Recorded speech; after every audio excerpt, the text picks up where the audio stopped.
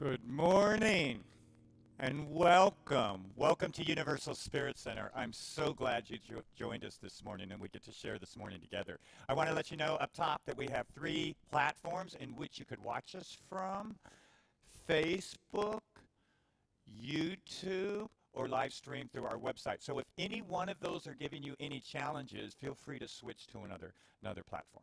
So I'm Kevin Busey. I have the great joy of being the spiritual leader of our community, Universal Spirit Center. I'm affectionately known as the Rev, or Rev Kev. So I welcome all of you. I welcome you specifically if you're new with us today. On our website page, you could click Contacts and give us your information, and then we can send you weekly newsletters to let you know what's going on at Universal Spirit Center. So our special music today is Tim Alberger and our own beloved Gina Walker. So let's welcome Gina Walker. Good morning, Universal Spirit Center.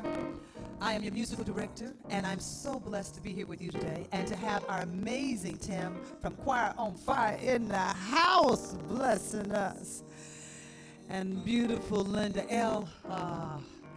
Keeping the tone so beautiful. We have a day filled with joy and love for you. So come on. Oh, oh, oh. Spirit of God is upon me. Oh, the Spirit of God is upon me. Oh, the Spirit of God is upon me. Oh, the Spirit of God is upon me. Oh, used to think that I had to. Used to think that I should. Scripture told me that I had to be good. Now I love because I want to. I love because I am free, blinded by the Spirit. Oh Lord, the Spirit of God is upon me as it is. Oh, the Spirit of God is upon me. Oh, the Spirit of God is upon you. Oh, the Spirit of God is upon me. Oh, the Spirit of God is upon me. Oh, play me something funky, Linda, now. How?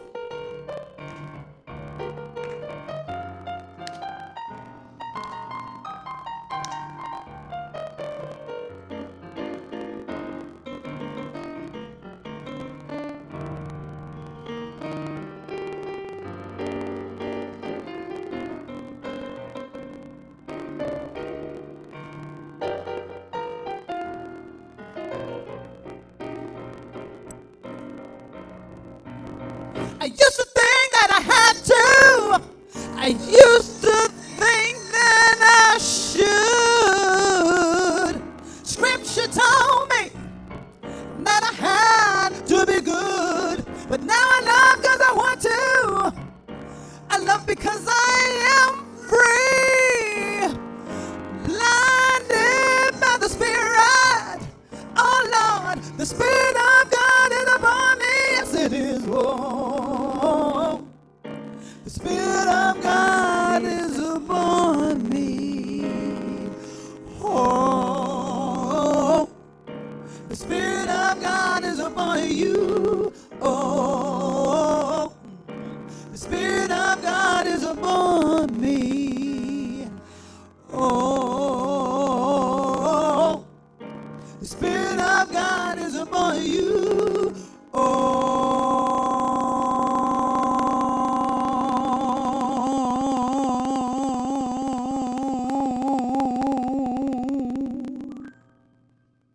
And right now, I want to bring Tim to the divine stage with our Kong song today.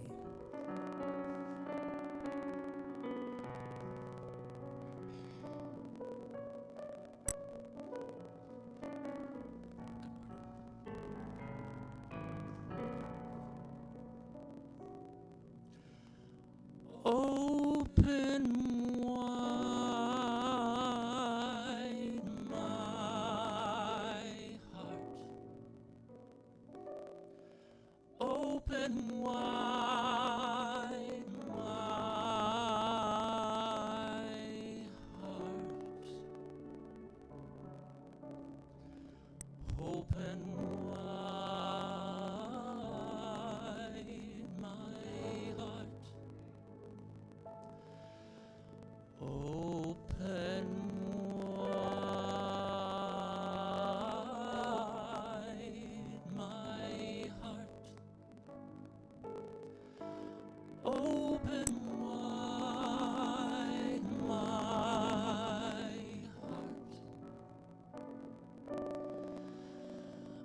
Open wide my heart.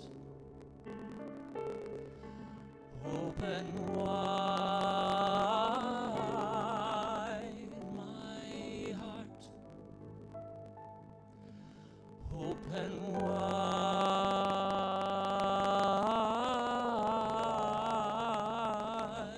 my heart. Sing with me. Open wide my heart. Open wide my heart. Open wide my heart. Open wide my heart.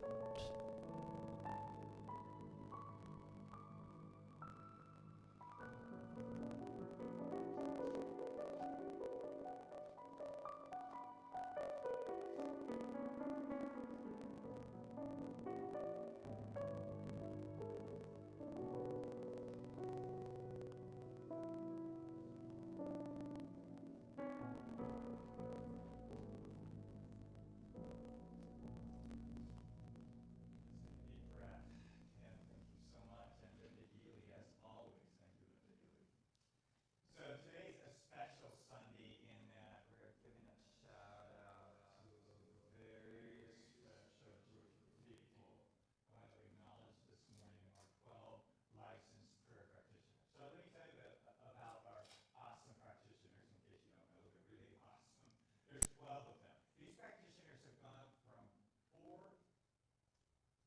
to 5 years of schooling to step before you and know the truth for you and pray for you. So I feel personally connected to each one of them. I know that each one of them is full of integrity and do the hard work of continuing to surrender to God's call in their life. And so we have their pictures, and I want to kind of give a shout out to them individually. So the first person we have a picture showing up is, I think it's Sarah Adams, is Christine Thompson. So Christine's our Prac 1 teacher. She's a parole officer, as well as she rides a really cool motorcycle. So special shout out to Christine here, Christine Thompson this morning. And our next practitioner is, after Christine, is Darmini. She's our right now. She's teaching presence process. She's a very gentle spirit. And there we have LIZA Talbott, who's an art therapist. She has 2 kids of her own, and she's teaching foundations coming around. So head out to, and Mary Lenigro, you'll see her a little later this morning. She's in a PhD program for social work and religious study. So a special shout out to Mary Lenigro. And the next practitioner is, that's all we have. No, Lydia Joy. She's actually a nurse. She's speaking to us later this morning. She's a ministerial student, and that smile is always on her face. Sherry Gannan, who's also a ministerial student, who steps in wherever she is needed. She facilitates and actually headed up our meditation group. Sharonda Morris, we love Sharonda Morris. She's a very loving spirit. She's helped out with foundations before. Tony, say hi. He's taught classes here at our center, as well as he's our education coordinator. So Tony's a retired school teacher. Donna Girardi, a very beloved teacher. She has been our education coordinator, and she's teaching a class that's coming up. Phenomenal teacher. I encourage you to. There's Sarah Adams. I thought we were going alphabetically. Sarah's a ministerial student. Sarah's taught classes here. She's got 2 kids who are reaching adulthood. That smile is also on her face, like all the time. So there's a practitioners, a very loving shout out to this group of folks, and I am so proud of you, and I feel so deeply committed to you, as I know you lovingly support our community. So our 12 practitioners. Also, I want to keep you updated in terms of our opening of our center to physical gatherings. So where we're at now is we're pretty clear we are not opening in June. It just feels too soon for that. We have a committee together that's going to analyze all of the documents that are out there from CDC, county, health, state, from our own Centers for Spiritual Living, and they're going to create a protocol. They're going to get your feedback on it. So by the end of this process, we're going to have a really sound document and path forward, and I guarantee you, on the day that we open, we will be able to guarantee mostly everyone's safety. So I wanted to let you know about that. All right, a lot of announcements this morning. We have our recent graduate from Practitioner 1 training, Jonas Simon, who's giving our announcements this morning. Thanks, Rev. So if you're here for the first time, please visit our site and click the contact page. We'll add you to the electronic newsletter. So again, that's universalspiritcenter.org. Also, if you're not familiar, every Wednesday we do Awakening Wednesdays with Gina Walker, and that's going to be online still. It's Wednesday, May 13th, 6:30 to 7:30 p.m. Let's see what else. Practitioners are standing by to support you spiritually, so please go to the guidance tab on our website and either communicate directly with the practitioner of your choice or fill out a prayer request form on that page. We are here for you. And speaking of being here for you, we have classes, and some of those classes, Donna Girardi, RSCP, and myself are both offering life enhancement non-certified classes online next month. So both are going to be book studies. Donna is doing Brene Brown's book, Braving the Wilderness, starting June 25th, going through July 30th. And I will be doing a combination book study and meditation class working with Breaking the Habit of Being Yourself by Dr. Joe Dispenza. It's an engaged text that involves not just reading and reviewing, but also a meditation practice. So I'll be leading people through that June 16th, which is a Tuesday, through July 21st. Also, if you have an interest in Foundations for Spiritual Living, which is our introductory class to our philosophy and faith here at the Universal Spirit Center and Science of Mind, we will be starting that this summer. As we get interest in that, it will fill up. So please email Lee at universalspiritcenter.org, just if you're interested, and we will build a time and a date around that as interest fills up. We also have some teachers standing by virtually to talk about their classes, so I'm going to turn that over to them. Right now. Hello, bright souls. My name is LIZA Talbott, and I am one of your licensed prayer practitioners. I want to tell you that I am so excited because we are coming up on our summer offering of Foundations for Spiritual Living. Now, this is a class that is an 11-week accredited course through Centers for Spiritual Living, and it's a prerequisite for other accredited courses through the Centers for Spiritual Living. So, what you want to know about this class is that it's not just a class that you walk into and you study and you get a little book smarts and knowledge going. This is an experience. it is an opening. And so many people have had powerful experiences of transformation through this coursework that if we were sitting in a room together and you were looking around and I was asking the crowd who's taken foundations and had an amazing experience, so many people would be nodding their heads and raising their hands saying me, because it is really amazing and powerful stuff. So if you are ready, see, because we get out of it what we put into it, right? So if you're ready to dive in and take a look at application of spiritual principle into your life to move more towards how your desires align with your daily experience, then you need to be in this class with us. So you can find information about the class. It will be on Wednesday nights, and first we're going to start on a Zoom platform, and then hopefully we get to move into an in-person experience. But find the information about it on our website at universalspiritcenter.org. You can email Lee Armentrout at lee@universalspiritcenter.org. I really hope you join us for this amazing class. Good morning, Universal Spirit Center peeps. My name is Donna Girardi, one of our licensed practitioners at the center, and I'm so excited about a new class that I'm going to be teaching based on the book called Braving the Wilderness. It's by Brené Brown. Many of you know and love her as I do. This class is about a journey within, taking us back to our authentic self at the center of our being, the place where the divine lies most mightily, and allowing that to be what shows up in the world, so that we can find the sacredness in being part of ourselves and in being part of something bigger than ourselves. This is a class about connecting first to ourselves and secondly to each other. And I think that in this world,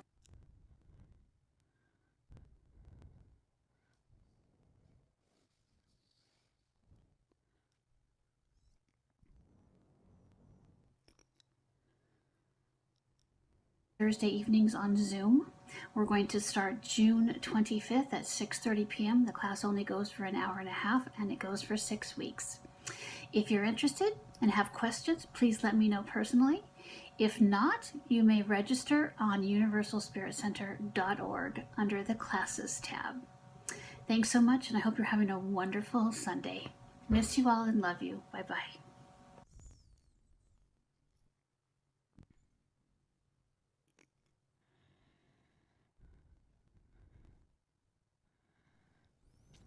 All right, thanks. Both Liza and Donna are awesome teachers, so I encourage you to partake in that. So this is, I know for many of us, a tough Sunday coming together like this. I want to acknowledge that I'm really continuing to miss you guys. I'm missing our physical presence with each other, and I'm wanting you to know I'm holding the space for when we're together again. And this last week, we marked 100,000 plus people who have made their transition due to COVID, and so we keep them in our prayers. As well as once again, a black man was killed at the hands of a white police officer. And so I know that our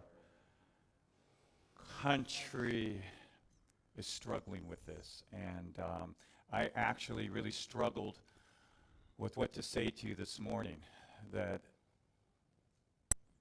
we would expect in this day and age that type of violence and that type of prejudice to finally stop, that enough is enough, and yet we witness it continuing in our society.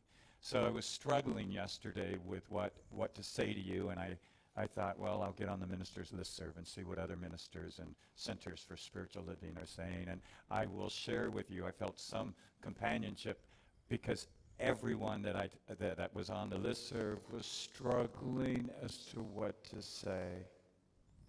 Then in the face of the racism and the violence that we still continue to share. But what I do know is that there are people from mosques and temples and churches and spiritual communities together today, live streaming together in a sense of solidarity and support for love.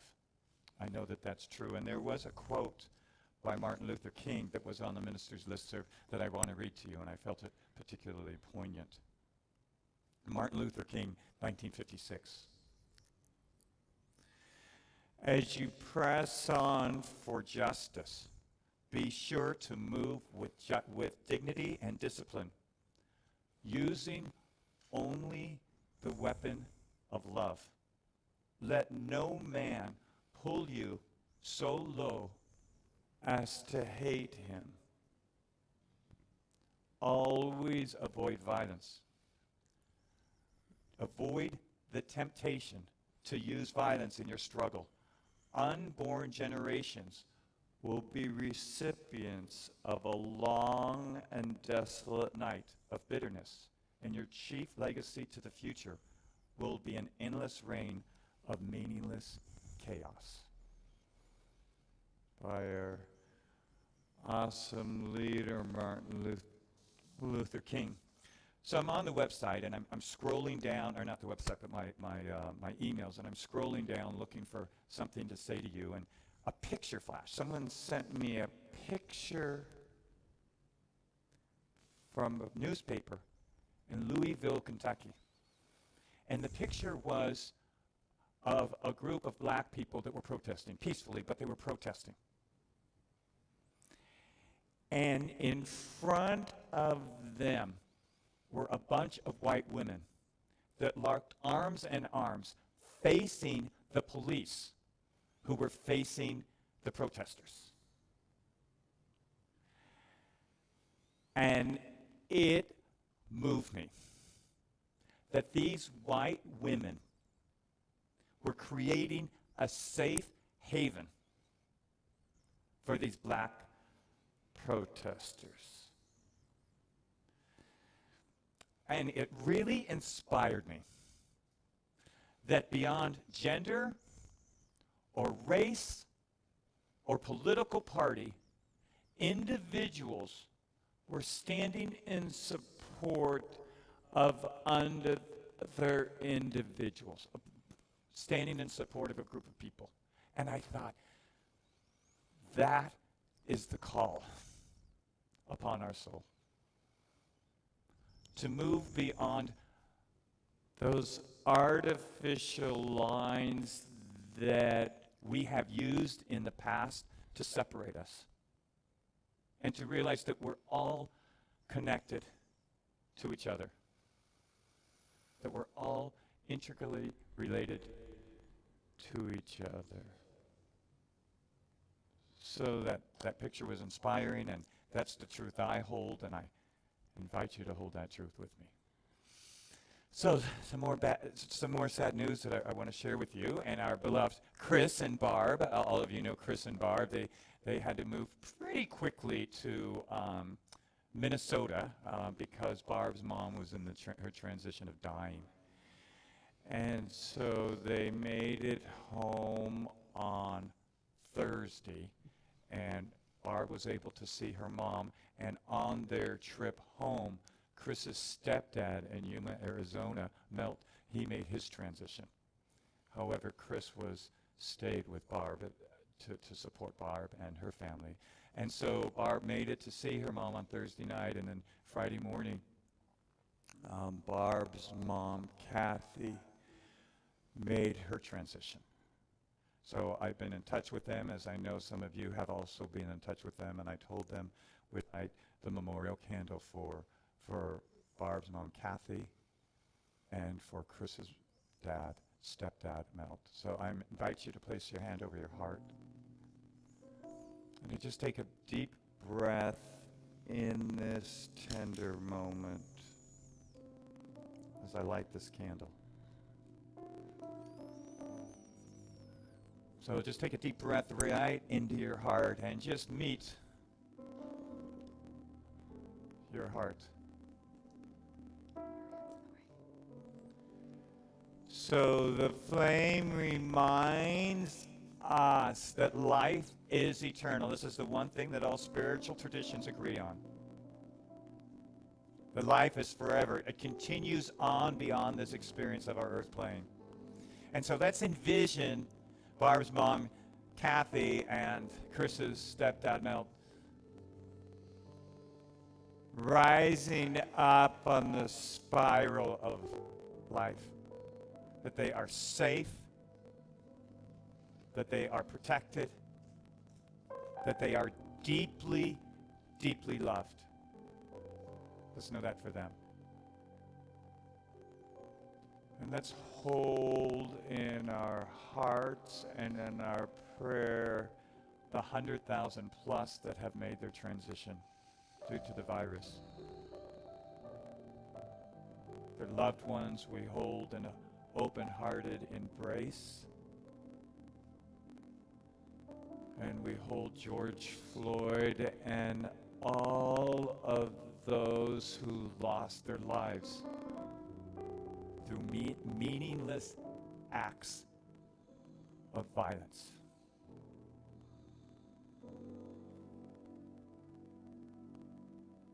Let us experience right now the truth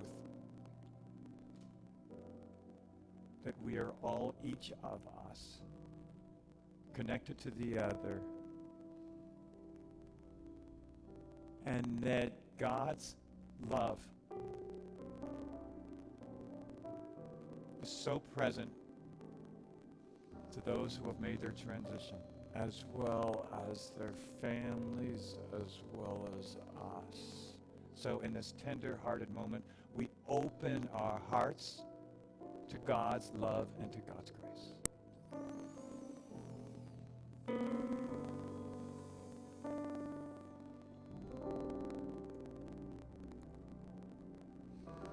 Love, sweet love, surrounds me now. Love, sweet love, comes through.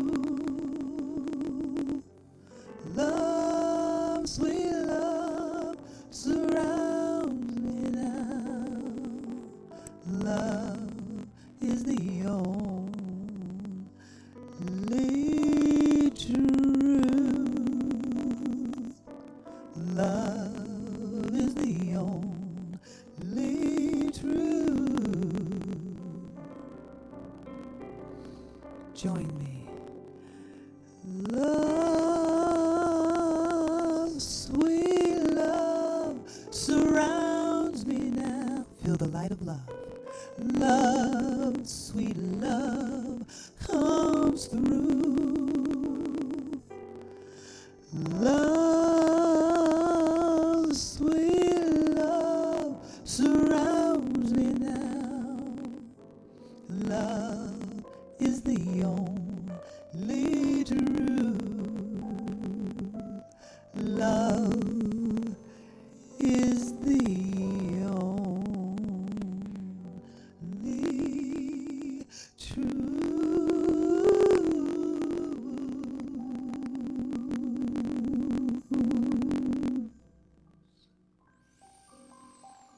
So we take a deep breath in the experience of love. And I invite you to stay right here, right now, in the experience of open hearts of love as Marilyn Nigro continues us this morning in our time for prayer and meditation.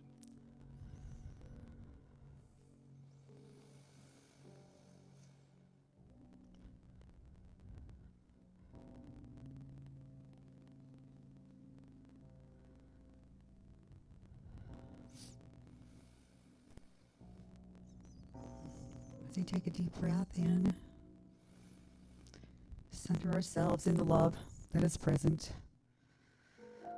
Our reading today is from Florida Scott Maxwell, author, psychologist. She says, life does not accommodate you. It shatters you. It shatters you. Every seed destroys its container, or else there would be no fruition. there would be no fruition.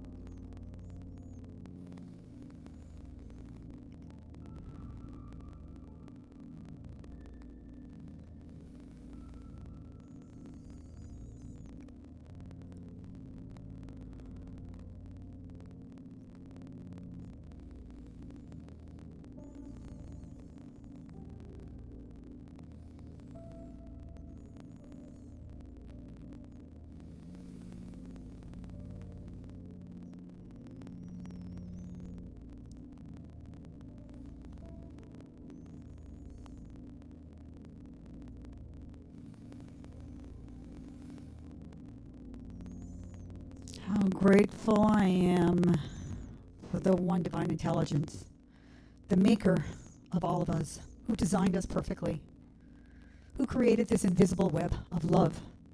Yes, of love. Complete love. How grateful I am to know that each one of us has the ability to radiate love by what we think. That love falls into our heart, into our soul, and then we pull it back up into our heart and into our mind. That we are the power to change what is not good out there, to stand for those who cannot stand for themselves, to speak for those who cannot speak for themselves. In the end, we all walk in physical vessels that may look different, but our heart beats the same, our love looks the same, and our souls are the same. If we want something to be contagious, let it be love. Let it be love and radiate out there. Let it be that invisible web that can't be seen but can be felt in every soul. In every soul. I ask each one of you to be soldiers in that love. And knowing it in your mind, in your heart, in your soul. It's true it can't be seen, but we know it is. We know it is the only way. I give such gratitude for this experience, for the opportunity to speak, for Rev Kev, our spiritual leader, for Gino and Tim, for their beautiful voices, for Linda, the background, our sound person, for the web developers, for those who created streaming, invisible walls of love. Yes, I give gratitude to all those who are watching. And today, may the messages touch your soul so deeply that you stand tall in the contagion of love. And so it is.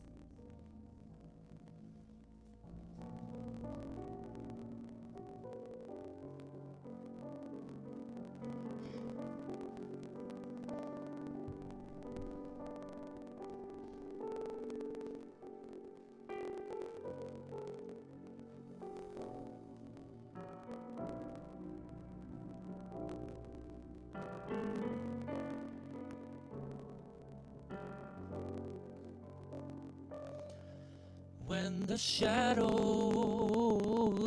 fall all around and the day disappears without a trace, when the blackness of night drops down, I call on grace, grace, grace. When the lonely is too much to bear, and the world feels like a cage, when nothing is easy or fair, I call on grace, grace, grace. This life can make you wonder the meaning of it all, and it feels like you're going under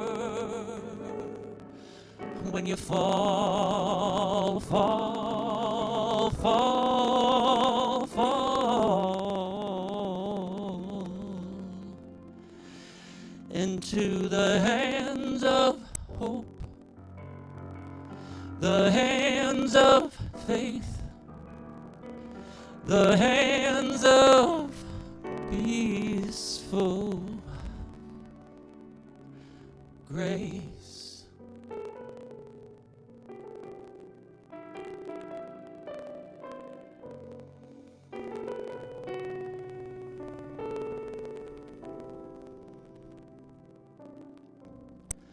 At the bottom of autumn's wave, the trees shed their leaves, leaving space, and that emptiness frees up a place where we can call on grace, grace, grace. This life can make you wonder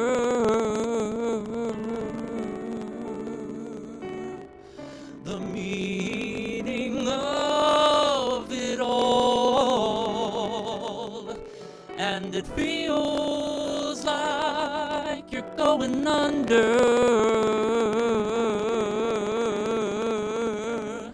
when you fall, fall, fall, fall into the hands of hope, the hands of faith, the hands of peaceful grace.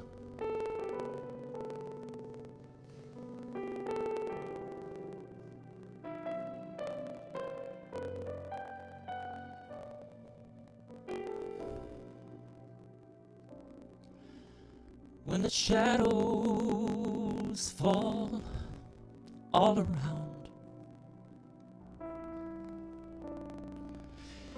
and the day disappears without a trace,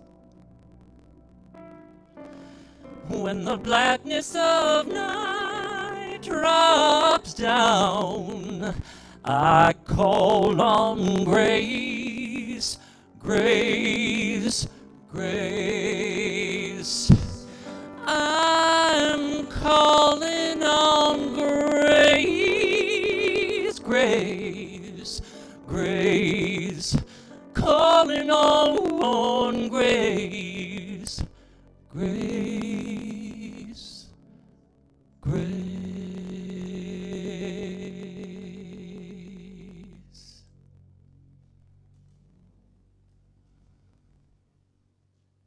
Tim Alberger, thank you, and Linda Ely. We're so happy that you join us here. Beautiful. That's a Amy song, right? It's an Amy song. Yeah, very beautiful. So my apologies. I understand we're struggling with sound. Apparently our computer is crashing. I'm understanding it's a little better on Facebook and on YouTube.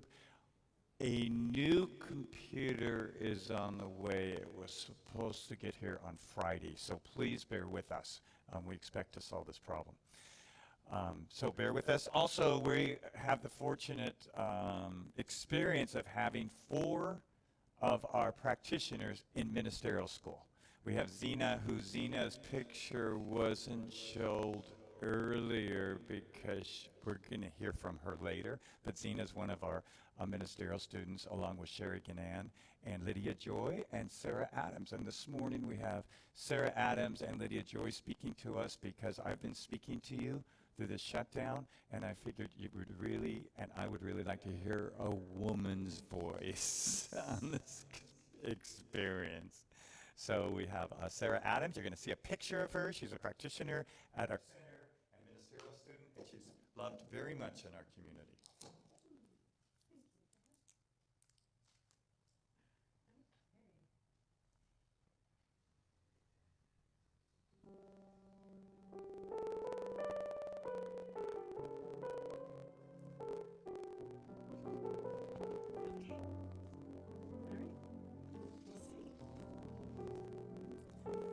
Yay for technology.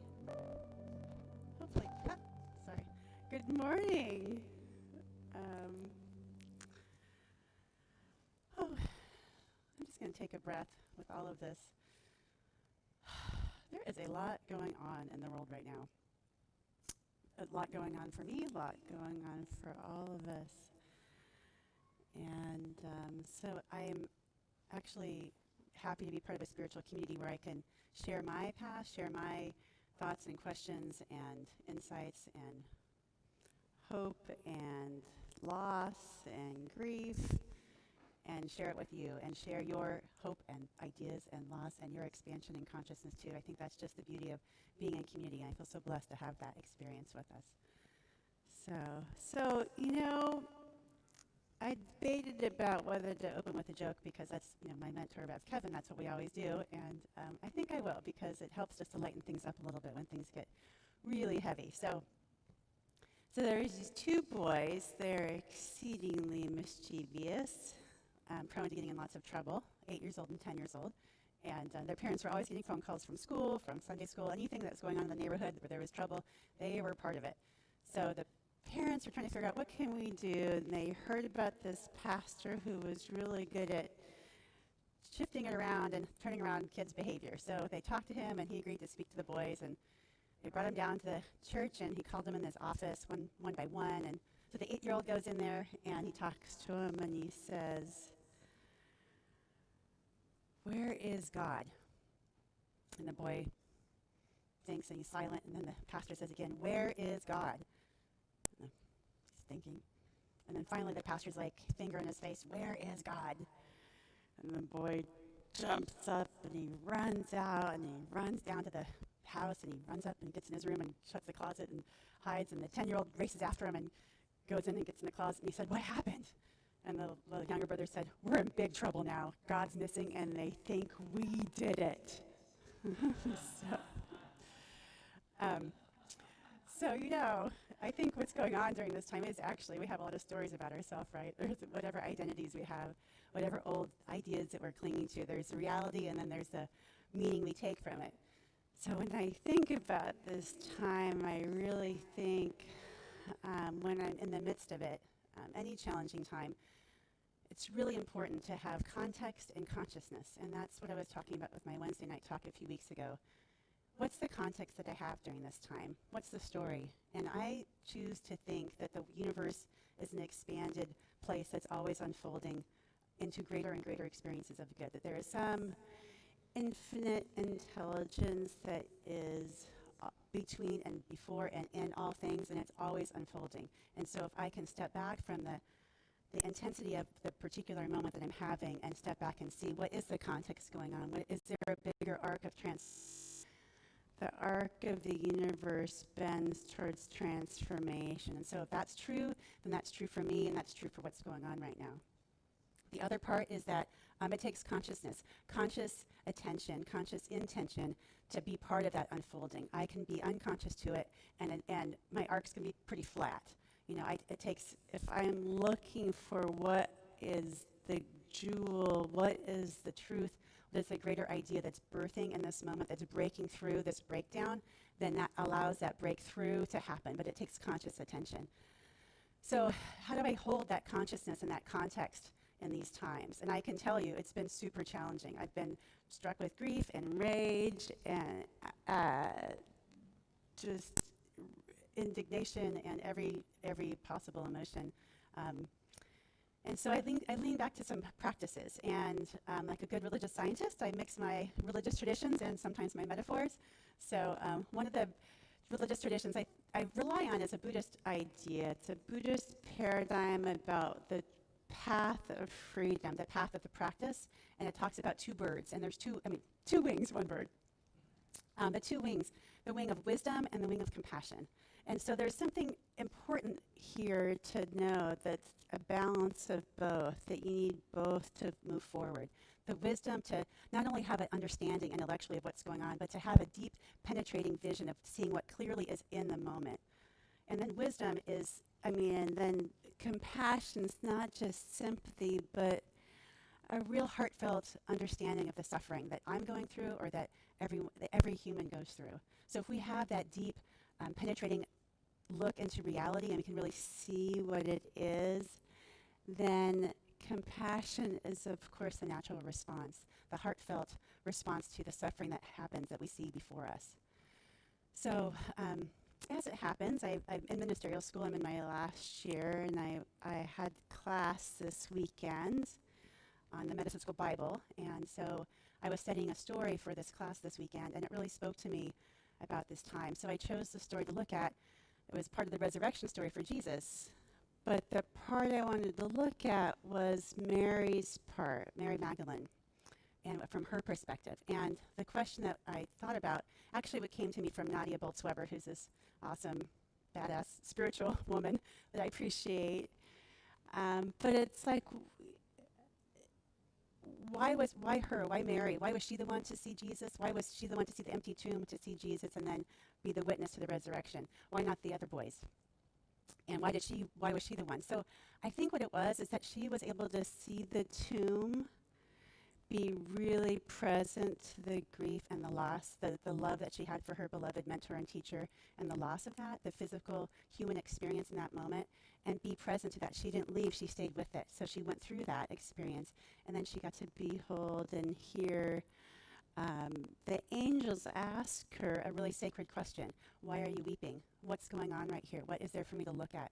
And she's present to that. And then when she leaves, she's in that place, and she encounters Jesus, who at first glance she thinks is the gardener, but he again asks her, why are you weeping? So it's that holy question, that holy invitation to dive deeper into the wisdom of the moment. What can she really be present to and understand from that? And then when she is present to what's true in the moment and stays with it, she's also present to the love and the compassion and what is.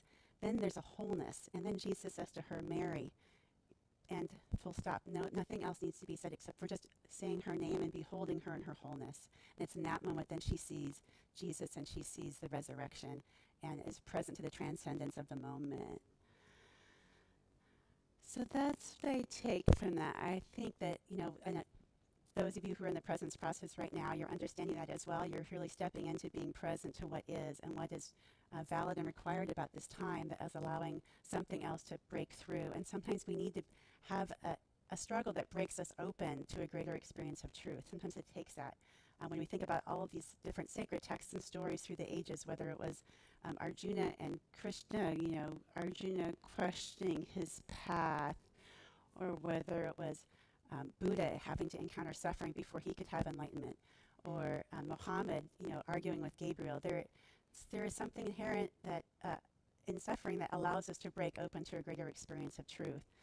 So So I had that experience in a smaller scale in myself. I had an experience a couple weeks ago where I had a little aha. And I think it's sometimes in these small moments that help us build into a deepening practice in ourselves. So I had a moment where I do these weekly communications for my people in my work. And I was reflecting after I did this weekly thing to put out to everybody. And this voice in me is saying, oh, that is not your most inspired work. I mean, that was not very creative. You could have been so much more positive. And I bet other people in your position are doing it so much better. I bet they even have cute little memes they're putting in it too. You know, I was just down the path.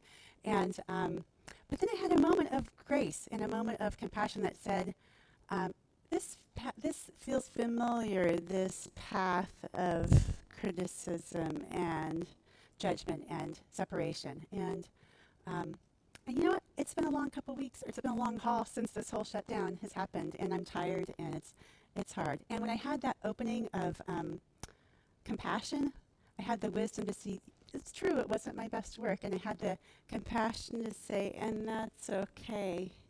I'm still a whole person. I'm still on a path of unfoldment. I'm not going to be kicked out of the tribe. I'm still here. And then when I had that love and loving space I could hold for myself, then I could actually be open to whatever greater picture or inspiration or creativity that wants to birth itself through me. So from that small scale, I can practice like savoring that moment of feeling, of recognizing wisdom and compassion in the moment. I can savor that and try to have that be more present in my life on a larger scale. I can practice being kind and clear at the same time. So when I think about this larger scale of what's going on with the injustices and the killing or the breakdown of our health system and how we're supporting people, I can stand in a place that's kind and clear. I can say, I love you, and this is unacceptable. I love you, and this is the boundary, and this is the structure that we need to make it work for everybody, because we need to have a world that works for everybody.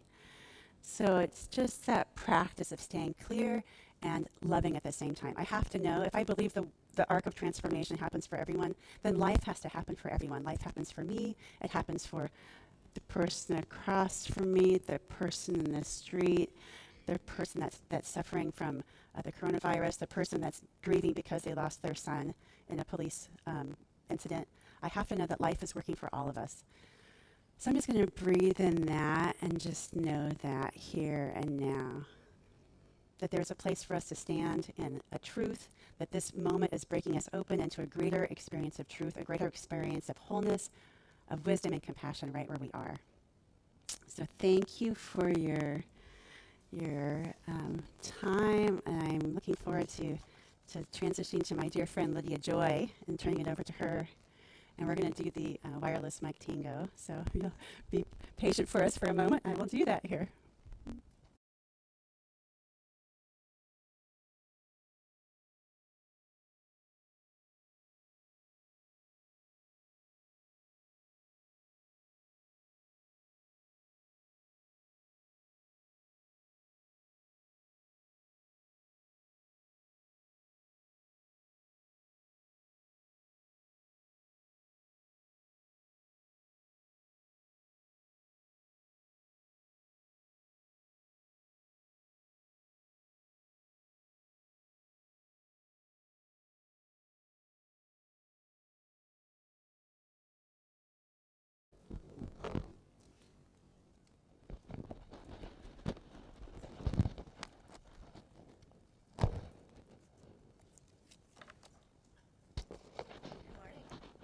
Thank you for your patience.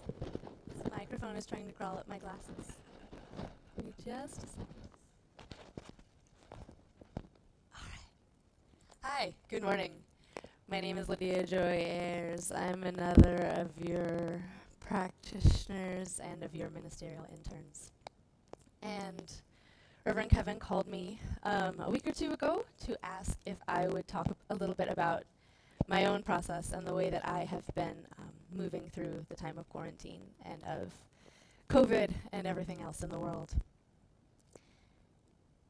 And And it was interesting to sit with and think about, okay, what has my process been? Because on the surface, at least at first, I'm kind of tempted to say it's been really easy. I've been okay. I've been comfortable. Sorry, I thought the microphone fell off. And then when I think about it, I remember that there have also been moments of fear and anxiety and this deep, uneasy sense of not knowing what's going to happen in the world. Because I have, for the most part, lived in the thought that I know what's going to happen next. I know what tomorrow's going to look like. I know what next month is going to look like. Y'all should see my calendar. I think I know what next year is going to look like. But I really never have. And experiencing life under quarantine has only made it clear that I never knew what this would look like. My year right now, and my day right now, and my month right now don't look at all like what I thought they would a year ago. They look how they look. They look how the moment is. And so between stepping back and letting that happen have, of course, been those moments of anxiety. Especially early in the lockdown, there was, when will this end? Will I ever find toilet paper again? More realistically impressing, will my family be okay? They're far away from me, thousands of miles across the country. And though even if I were in the same city as them, I couldn't be in the same house as them, there's a sense of separation and of powerlessness for what's going on over there that I can't do anything about. I can't help them. I can't see them. And the fear of, will they be okay? Will I be okay? Will one of us get sick? That's, of course, scary to think about right now when what we are hearing is sickness and separation and fear.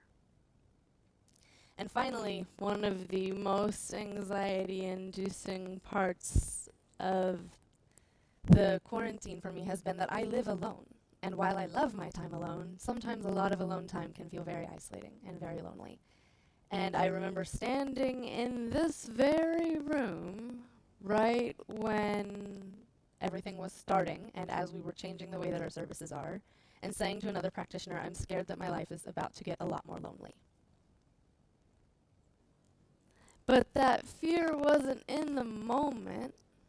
In that moment, I wasn't lonely. In that moment, I was standing in spiritual community and I was reaching out to a friend. And the reality has been that each one of my moments are fine. When they're not fine or when they're scary is, again, when I'm trying to plan for something that I have no idea how it's going to go. Trying to force the future into the way that I think it should be instead of sitting in the present moment awareness. Sarah mentioned the presence process as she was speaking, and I remember going through that process myself, and it's almost like sitting on the razor's edge of right now, not thinking about the past and not thinking about the future, but just being very clearly, very present right here. And as a practitioner and a ministerial student, I say that I aspire to be in the present moment, and I realize how much I do to take myself out of it, how much I try to plan, how much I try to control.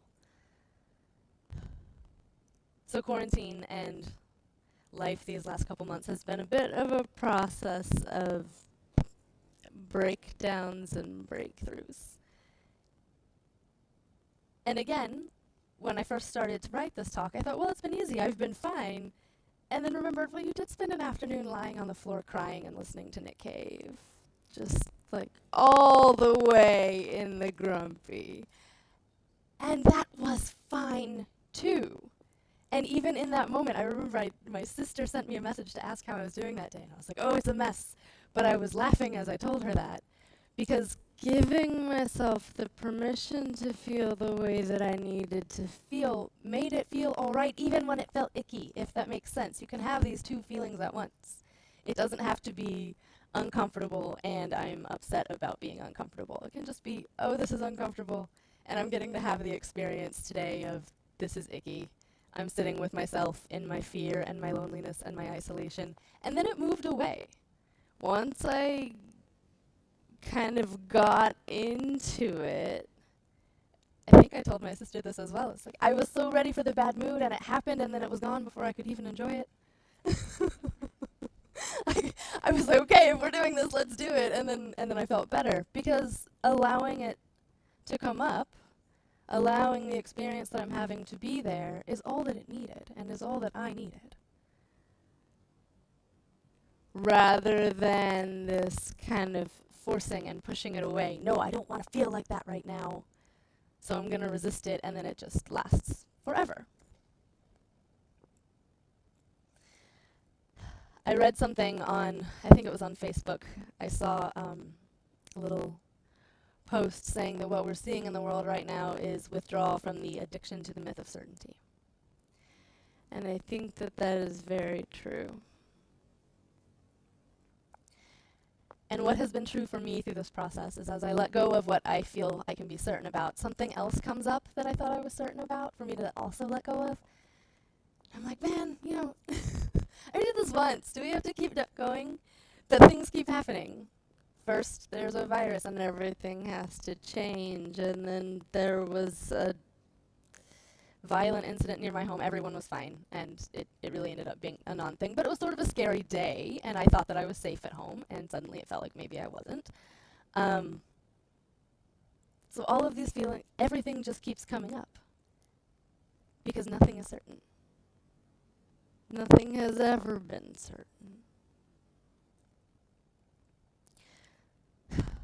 And early in the quarantine, as I was saying that I was afraid my life was about to get lonely, a poem popped into my head that I read years ago by Hafiz, and I'd like to share it with you now.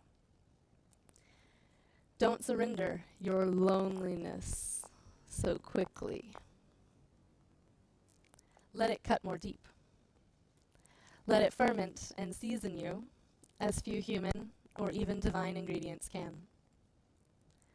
Something missing in my heart tonight has made my eyes so soft, my voice so tender, my need of God absolutely clear. Let it ferment and season you as few human or even divine ingredients can. And it reminds me a little of another quarantine activity that I and probably everyone else in the world has taken up, of baking bread. And I started making my own sourdough bread with my own starter.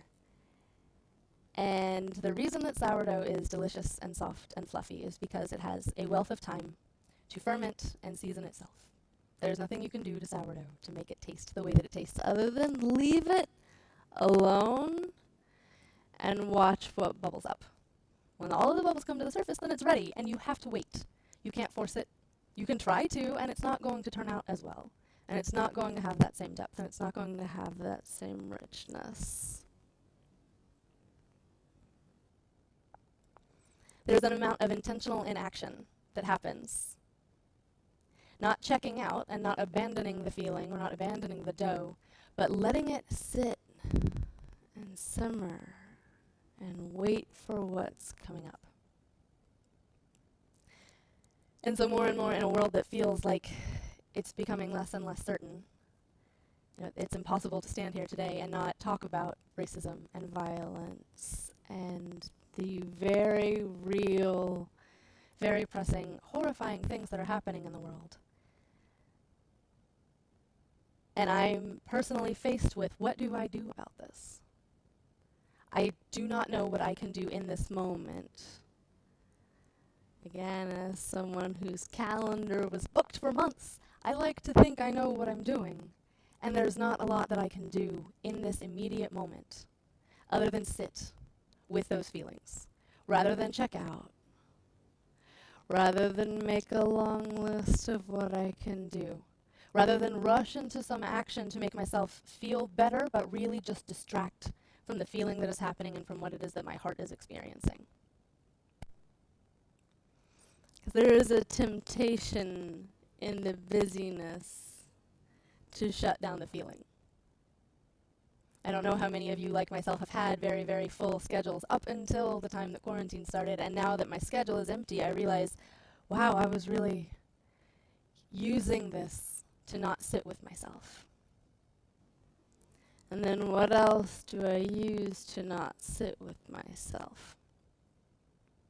Instead of letting it ferment and letting it bubble, and letting it become what it needs to become in its own good time.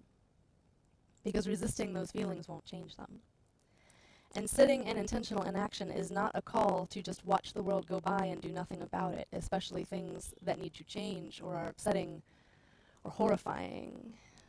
But what it means is sitting with my own heart first. Instead of rushing to an action to make myself feel better, getting familiar with that feeling and then acting from that place of awareness and of consciousness and of love. Pierre Teilhard de Chardin said, "Only God can know what this new spirit gradually forming within you will be." But it needs to be given time and space and stillness to form. And so I invite you today, as you continue to move through quarantine and through a world of violence and of horror, to sit with those feelings rather than checking out or pushing them away. Let it speak to you and cut more deep and ferment and season you the way nothing else can. Please join me in prayer. What I absolutely know is that God is one. There is one power and one presence and one peace and one love that is expressing itself as the divine, that is always becoming and becoming and becoming, and being and being and being, and knowing and knowing and knowing. And that right here and right now in this moment, this one shows up as me, as you, as all beings everywhere. And so what I know is that the calling forth of love can look a little messy, can be a little smelly and uncomfortable, and that it is also good in its beingness, in exactly what it is and exactly what it needs to be.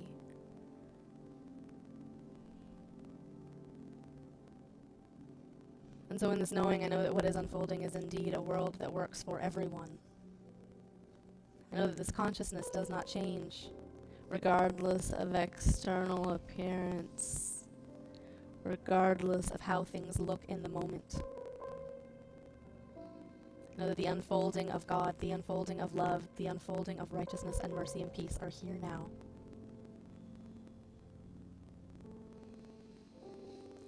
And join me in anchoring this truth. And so it is.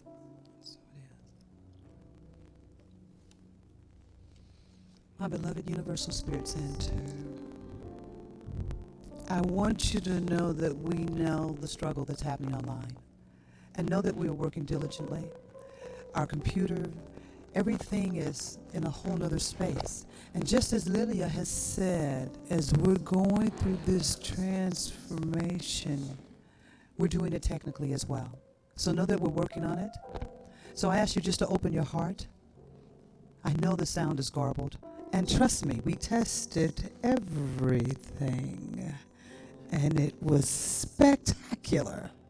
So this is an opportunity for us to know that we're getting new equipment, and with your divine help and all of your beautiful tithes to us, it is unfolding.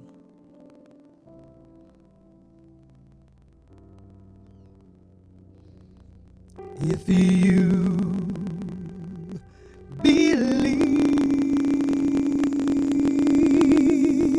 within your heart, you know that no one can change the path you must go.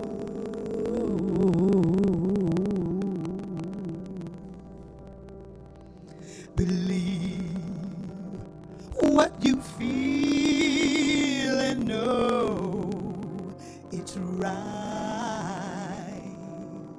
because the time will come when you'll say it's mine.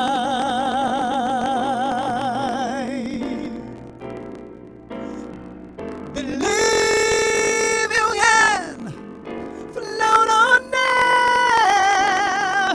Believe you can make time stand still. And know from the moment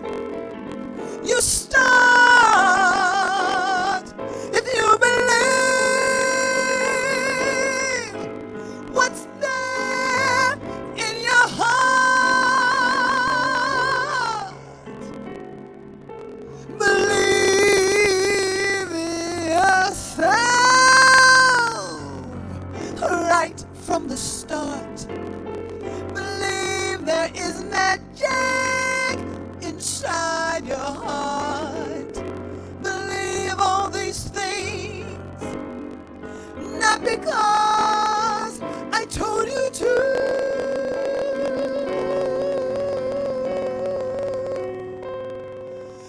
Just believe in yourself as God believes in you.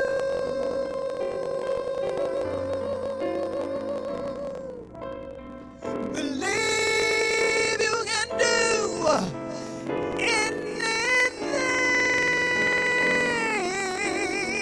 Believe you can make time stand still. And know from the moment you start to believe, all that magic inside your heart. Believe in yourself right from the start. Believe all the magic inside your heart. Believe all these things because you know it's true. Just believe in yourself. Believe in yourself. Believe in yourself as God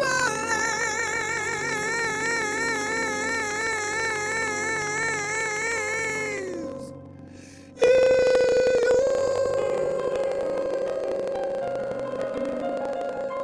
God believes in you.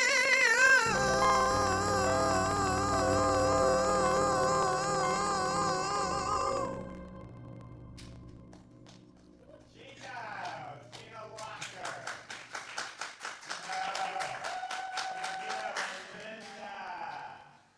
Are we glad that Gina is our music director? We are so glad. We're so happy that Gina's our music director. And I just have to really acknowledge Lydia and Sarah. You know, I have to say, I'm feeling like a proud dad. They both went through practitioner training and ministerial training in our community, and I'm so grateful to them for the hard work that they do and for the inspiring, powerful women that they are.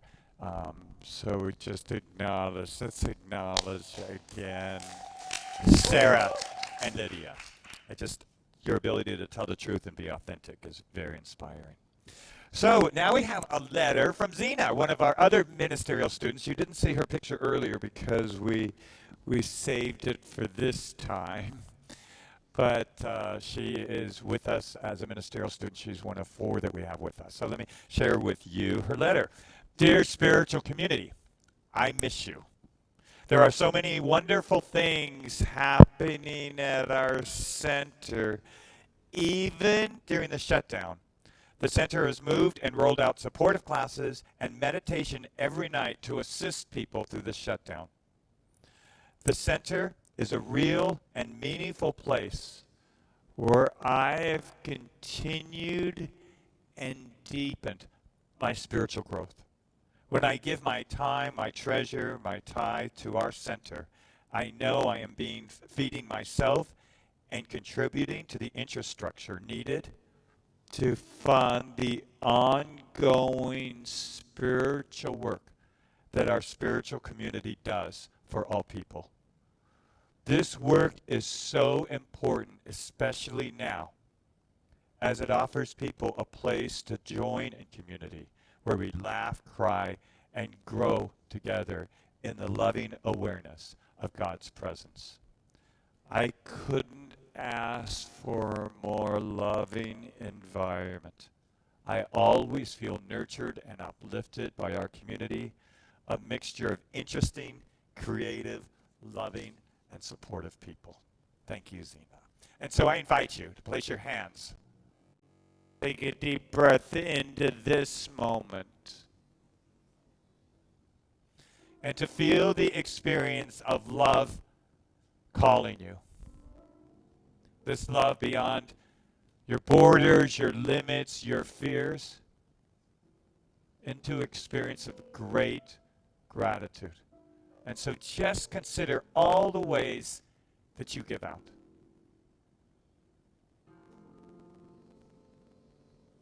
And if you would repeat after me, as I give out, As I give out, so I receive.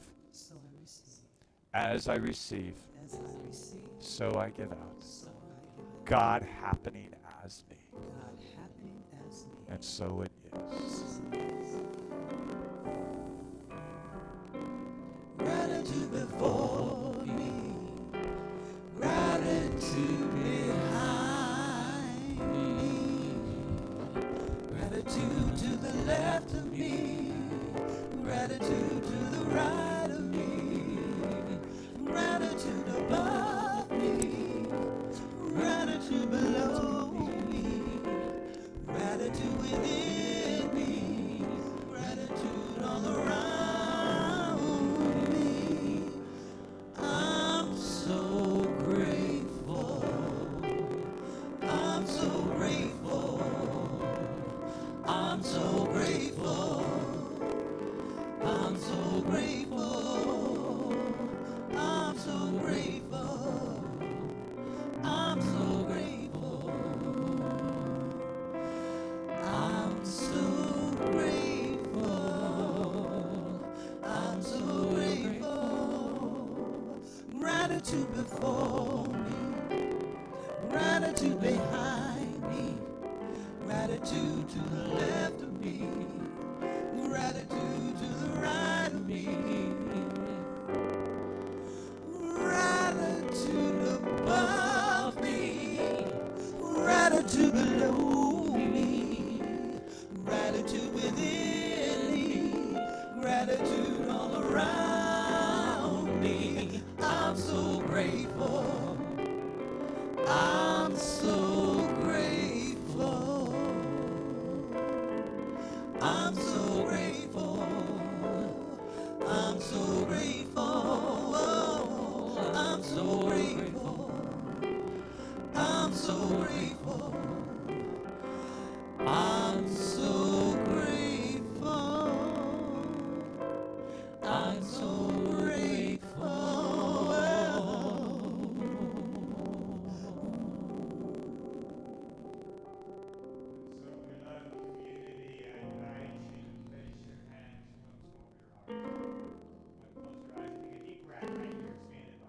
Heart expand beyond your chest, beyond your physical being. And let's imagine that we're all together. That we're joining hands with each other, that Chris and Barb are with us.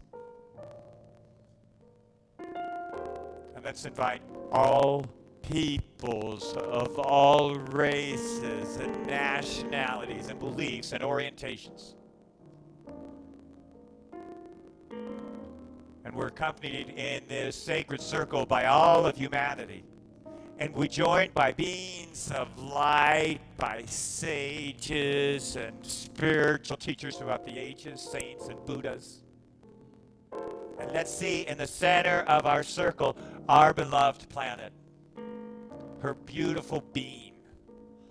And I invite you to lift your hands in blessing upon our planet and send from your heart space the love, the divine love, God's love that is within your heart and directed right towards our planet, bathing our planet and all of its inhabitants with love and grace and light. And let's join together in knowing the awakening of humanity, that we leave the divides of racism and hatred and violence, and that we together step into a new day of love and sisterhood and brotherhood, of mutual support.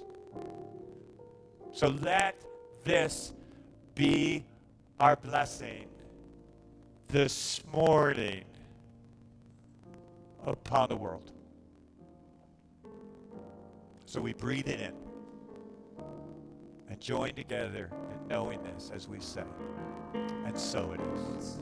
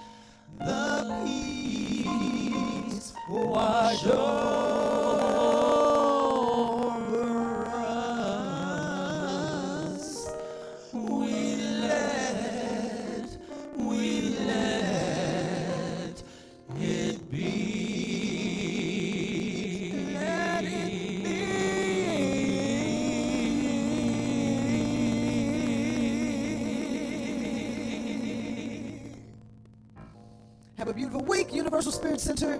Know that we love and appreciate each and every one of you. And we look forward to seeing you next Sunday in a divine experience for all.